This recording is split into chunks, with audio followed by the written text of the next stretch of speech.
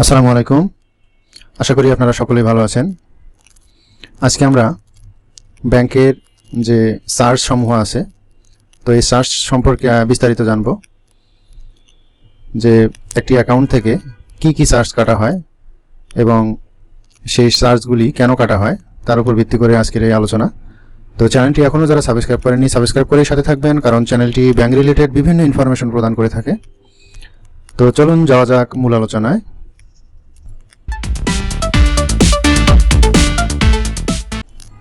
এখানে আমরা দেখতে পাচ্ছি যে দুইটি চার্জ, সেটি হচ্ছে মেইনটেন্যান্স ফি, আবগারি শুল্ক চার্জ। তো আমরা এই দুটি চার্জ সম্পর্কে আজকে আমরা জানবো। এছাড়াও রয়েছে SMS চার্জ, আমরা একটু পরেই দেখব। তো মেইনটেন্যান্স যে ফি, এটি হচ্ছে একটি অ্যাকাউন্ট, অর্থাৎ সেভিংস অ্যাকাউন্ট, কারেন্ট অ্যাকাউন্ট, এরকম অ্যাকাউন্ট থেকে যে চার্জ কাটা হয়, সেই চার্জের যে কী কারণে এবং কী পরিমাণ কাটা হয় সেটি এখানে সুন্দরভাবে আলোকপাত করা আছে। দেশের সকল ব্যাংকের ক্ষেত্রে আপনার সেভিংস অ্যাকাউন্টে টাকা জমার উপর ভিত্তি করে নিম্নোক্ত অনুযায়ী 6 মাস পর পর ব্যাংক কর্তৃক চার্জ কর্তন করা হবে। অর্থাৎ এই মেইনটেন্যান্স যে ফি, এটি বছরে 2বার কাটা হয়, 6 মাস পর একবার, আবার 6 মাস পর আর একবার। সেই চার্জটা অ্যাকাউন্টে কি পরিমাণ টাকা থাকলে কি পরিমাণ টাকা কাটা বা কর্তন করা হয়। আমরা প্রথমে এখানে দেখতে পাচ্ছি যে 0 থেকে 10,000 টাকা পর্যন্ত যদি আপনার অ্যাকাউন্টে থাকে, অর্থাৎ জানুয়ারি থেকে জুন মাস পর্যন্ত, তাহলে আপনার কোনো চার্জ নেই, কোনো টাকা কাটবে না। অপরদিকে 10,000 টাকা থেকে 25,000 টাকা যদি থাকে, তাহলে আপনার এখানে 100 টাকা কর্তন করা হবে। 25,000 থেকে 2 লক্ষ টাকা পর্যন্ত যদি থাকে, তাহলে আপনার টাকা কাটা হবে 200 টাকা। 2 লক্ষ থেকে 10 লক্ষ পর্যন্ত যদি থাকে, তাহলে 250 টাকা কর্তন করা হবে। 10 লক্ষ টাকা বা তার অধিক যদি টাকা থাকে, তাহলে 300 টাকা কর্তন করা হবে। 10 লক্ষ টাকার অধিক বলতে আপনার 1 কোটি, 2 কোটি, 5 কোটি যা থাকতে পারে, কোনো সমস্যা নেই। তবে ব্যাংকের অ্যাকাউন্টের একটা লিমিট আছে। তো যাই হোক, এই চার্জটা যে কর্তন করা হবে, শুধু কর্তন করাই হবে না, আপনাকে 6 মাস পর পর যে একটা ব্যাংকের আবার লাভ দেওয়া হবে। আপনার কি পরিমাণ লাভ পাবেন, একটা মানে যে টাকা জমা থাকবে তার উপর ভিত্তি করে। তো আমরা ব্যাংকে যে পরিমাণ টাকা থাকবে, সেই টাকার উপর ভিত্তি করে ব্যাংক থেকে কিছু প্রফিট পাওয়া যাবে পার্সেন্টেজ অনুযায়ী। আবার এই মেইনটেন্যান্স ফিও কর্তন করা হবে, আবগারি শুল্ক কর্তন করা হবে, SMS চার্জ কাটা হবে। তো এগুলি হচ্ছে আপনার লাভ দেওয়ার পর পরেই কেটে নেবে। তো মেইনটেন্যান্স ফি আর আবগারি শুল্ক যেটা, এটা অবশ্য সরকারের খাতায় চলে যায়। তো যাই হোক, এখন আমরা মেইনটেন্যান্স ফি যেটা, এটা আমরা সম্পর্কে জানলাম। এবার আমরা দেখেন এখানে আবগারি শুল্ক চার্জ। দেশের সকল ব্যাংকের ক্ষেত্রে আপনার সেভিংস অ্যাকাউন্টে টাকা জমার উপর ভিত্তি করে নিম্নোক্ত অনুযায়ী বছরে একবার সরকার কর্তৃক চার্জ কর্তন করা হয়। তো এখানে দেখা যায় যে ব্যাংক কর্তৃক চার্জ কর্তন করা হয়, এখানে আবার আমরা দেখতে পাচ্ছি যে সরকার কর্তৃক চার্জ কর্তন করা হয়। তো সেই চার্জটা কিসের উপর ভিত্তি করে কাটানো হয়? আপনার অ্যাকাউন্টে যে পরিমাণ টাকা থাকে তার উপর ভিত্তি করে এই চার্জটা সরকার কেটে নেয়। তো 0 থেকে 1 লক্ষ টাকা যদি হয়, তাহলে কোনো চার্জ নেই, আমরা এখানে দেখতে পাচ্ছি কোনো চার্জ নেই, অর্থাৎ 0 1 লক্ষ থেকে 5 লক্ষ পর্যন্ত যদি টাকা থাকে, তাহলে আপনার 150 টাকা কেটে নেওয়া হয়। 5 লক্ষ থেকে যদি 10 লক্ষ পর্যন্ত হয়, সেক্ষেত্রে 500 টাকা কেটে নেওয়া হয়। 10 লক্ষ থেকে 1 কোটি টাকা পর্যন্ত 3,000 টাকা কর্তন করা হয়। 1 কোটি থেকে 5 কোটি পর্যন্ত 1,500 টাকা, 5 কোটির উপর হলে 40,000 টাকা। তো এখন আমরা আবগারি শুল্কর যে চার্জ, এটি আমরা জানতে পারলাম। তো এখানে বিশেষ দ্রষ্টব্য দেওয়া আছে যে উক্ত নিয়ম অনুযায়ী আপনার অ্যাকাউন্টে যদি বছরে অন্তত একবার, অর্থাৎ জানুয়ারি থেকে ডিসেম্বর 12 মাসের মধ্যে যদি একবার আপনি টাকা জমা দেন, তাহলে উপরের নিয়ম অনুযায়ী সরকার কর্তৃক চার্জ কর্তন করা হবে।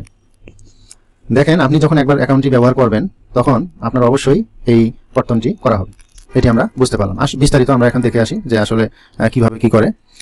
একটা স্টেটমেন্ট আমরা এখানে দেখতে পাচ্ছি, মিনি স্টেটমেন্ট। এটি আবগারি শুল্ক চার্জ, SMS এর উপরে চার্জ, মেইনটেন্যান্স এর উপর চার্জ, অস্থায়ী লাভের উপর চার্জ। একটি ব্যাংকে আপনার অ্যাকাউন্ট যদি থাকে, তাহলে দেখেন এক্সাইজ ডিউটি অর্থাৎ আবগারি শুল্ক, আমরা একটু আগেই এখানে যে দেখে আসলাম যে আবগারি শুল্ক চার্জ সেটি। তো এখানে দেখতে পাচ্ছি যে তার যত টাকা জমা ছিল তার উপরে 150 টাকা কর্তন করেছে। অর্থাৎ 150 টাকা 1 লক্ষ থেকে 5 লক্ষ টাকার মধ্যে তার এই টাকাটা ছিল, যার কারণে এখানে 150 টাকা কেটে নেওয়া হয়েছে। অন্যদিকে SMS চার্জ, বাৎসরিক একটা যে SMS চার্জ আছে, আমরা মোবাইলে যে ব্যালেন্স চেক করি, ব্যালেন্স চেক করি, এটি SMS এর মাধ্যমে যে আমরা জানতে পারি, বা ব্যাংক কর্তৃক টাকা ডিপোজিট করলে বা উত্তোলন করলে যে আমাদের কাছে একটা মেসেজ আসে, এই মেসেজ অনুযায়ী টাকা কর্তন করা হয়। তো ইনি যে মেসেজ পেয়েছেন বা মেসেজ দেখেছেন, তার 86 টাকা কর্তন করেছে। এবার আমরা আসি মেইনটেন্যান্স এর উপর চার্জ। এখানে 230 টাকা কেটে নিয়েছে, ওনার যত টাকা অ্যাকাউন্টে ছিল তার উপর ভিত্তি করে 230 টাকা কেটে নিয়েছে। তাহলে আমরা এনার অ্যাকাউন্টে দেখে আসি যে 230 টাকা কেটে নিয়েছে। আচ্ছা, তারপর অস্থায়ী লাভের উপর কর্তন, ট্যাক্স অন প্রভিশনাল প্রফিটস। অর্থাৎ আপনি ব্যাংক কর্তৃক যে একটা লাভ দেওয়া হয়েছিল, যে আপনার যে অ্যামাউন্টটা আপনার অ্যাকাউন্টে আছে তার উপর একটা ভিত্তি করে এই লাভ দেওয়া হয়েছে, এটি 6 মাস পর পর দেওয়া হয়। তো সেই লাভের উপর ভিত্তি করে আপনার কিছু টাকা কর্তন করা হয় অস্থায়ী লাভের ওপর। দেখেন এখানে 33 টাকা কর্তন করা হয়েছে। তো যাই হোক, বিষয়টি আপনারা এখন বুঝলেন যে আসলে স্টেটমেন্ট বা ব্যাংক অ্যাকাউন্ট থেকে কি কি টাকা কর্তন করা হয়, কত সহজে আপনারা জানতে পারলেন। তো এই টাকাটা কর্তন করা হয় বছরে 2 বার।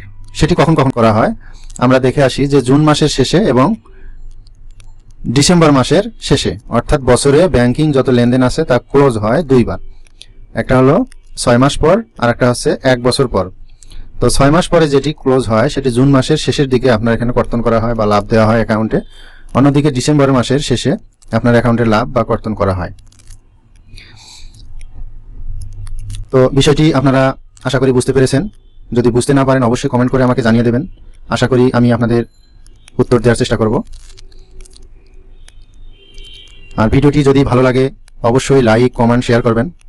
আপনার পরিচিত জনের কাছে এটি জানিয়ে দেবেন বা শেয়ার করবেন। সাবস্ক্রাইব করতে ভুলবেন না এবং বেল আইকন বাটনটি অন করে দেবেন, কারণ পরবর্তী যে ভিডিওগুলি আমি আপলোড দেবো সেগুলি আপনার কাছে সবার আগে চলে যাবে।